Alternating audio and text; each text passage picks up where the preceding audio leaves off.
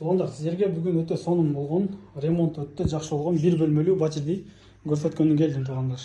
Бул жагын караңыздар, азыр кухня бөлмөсүндөбүз.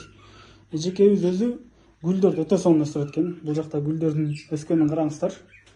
Өтө үйдүн көркүн ачып болот экен. Бул жакта дагы попугайды сайратып коюптур туугандар. Бул болсо сайрап. Үй ушундай туугандар, жалпы 41,5 метр квадрат. Могул стройный мебелдер баарысы калат.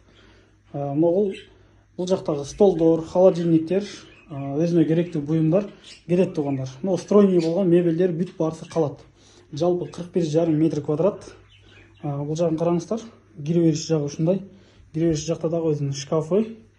Бул жакта болсо мындай өзүнүн күз дагы бар туугандар.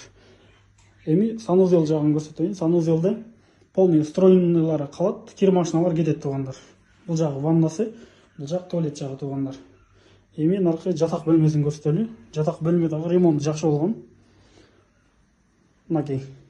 Өзүндө ушундай болгон дивандары бар. Ушул дивандар немелери кетет туугандар. Мына стройный мебелдери калат.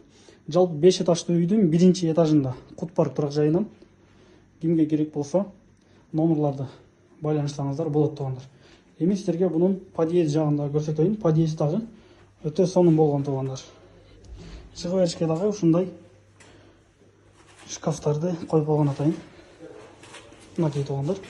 Подъезддин көрүнүшү. Бул жакта ушундай. Көрүнүмүн и кире бериш жагында да ушундай гүлдөрдү и күзгүлөрдү коюп койгон. Ушул 1 этажга чыкканда эле түз баргандагы квартира туугандар. Мынакей. Караңыздар, эми эки жака ушундай скважина болду. Күн да аябай жакшы тиет.